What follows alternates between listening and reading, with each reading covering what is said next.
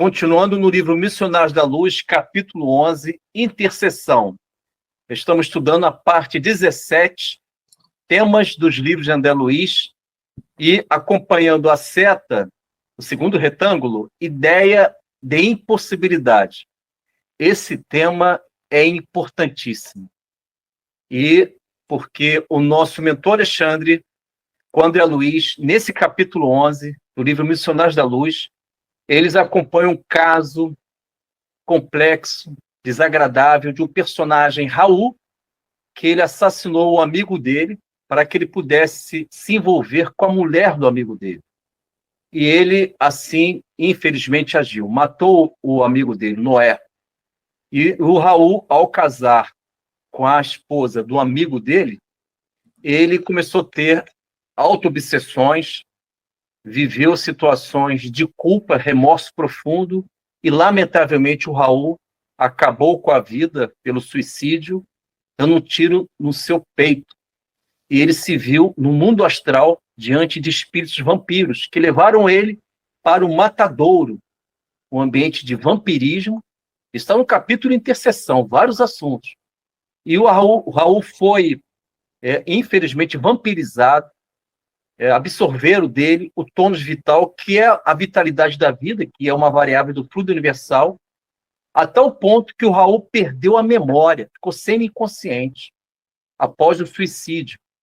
E o mentor Alexandre André Luiz, o mentor Alexandre, através, e aí eu estou fazendo uma reflexão, através da psicometria, que é uma mediunidade em que você percebe pela vibração onde se encontram pessoas, objetos, ele alcança o Raul nesse matadouro. E o ambiente é terrível, é horrendo. Espíritos inalando ali a vitalidade do sangue dos animais quando estavam sendo, digamos assim, sacrificados no matadouro, e vê naquele ambiente cheio de sangue o Raul, além de homicida, que matou o amigo, é um suicida. E num dado momento, resumindo e naturalmente encurtando, o mentor Alexandre diz algo importante sobre questões do suicídio. Conversando com o próprio Raul, ele consegue recuperar a lucidez do Raul, o próprio mentor Alexandre transfere as suas vibrações luminosas como mentor que ele é, através de um passe magnético, e o Raul volta e se desperta para a consciência. E fala o seguinte, e aí o mentor Alexandre fala para todos nós, que uma das origens do suicídio, uma resposta única, é a chamada ideia de impossibilidade. Tomem cuidado com ideia de impossibilidade. O nosso Deus, o Cristo, é o Cristo das possibilidades infinitas em nossas vidas.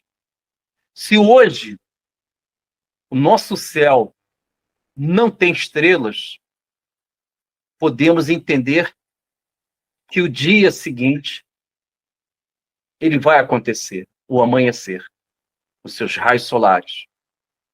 Então, ideias de impossibilidades podem alimentar em nós situações de fatalismo.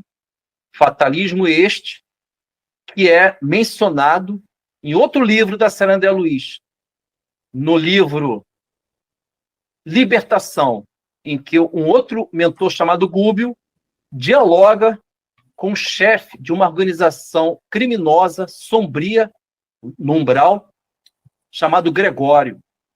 Gúbio, ao conversar com Gregório, ele apresenta uma situação de fatalismo da vida material, perigosamente. Ele diz o seguinte, que a vida material, a vida corporal, a encarnação, são etapas fatais. Olha só o perigo disso.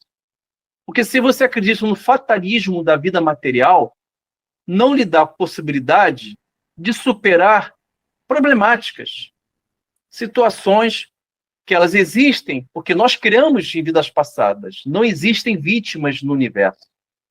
Existem protagonistas, autores da sua própria vida, iluminada ou não. Então, não existem vítimas. Então, a ideia de impossibilidade tem a ver com fatalismo, conforme dito pelo Gregório perigosamente, que ele diz que a vida física são etapas fatais. Você não tem escolha. Grande erro, teremos escolhas sempre. O Cristo nos ensinou, curando o paralítico de Cafarnaum, erguendo o Bartimeu e dando visão ao Bartimeu, amparando a mulher cananeia, elevando espiritualmente, apesar da estatura, ao Zaqueu, dando vida e uma visão ampla ao apóstolo Pedro, quando Pedro negou por 3 vezes. Então, Jesus representa a ideia de possibilidades. Estar em Cristo, tocar nas suas vestes, é viver as possibilidades que a esperança, que o consolo se apresentam o tempo todo em nossas vidas. Então, cuidado com a ideia de impossibilidade, porque a ideia de impossibilidade, ela cria a chamada cristalização mental. Você fica fixado mentalmente numa única ideia. E única ideia pode ser algo que limita a sua evolução espiritual. Você não pode achar natural que a quem você ama é a sua única razão de viver.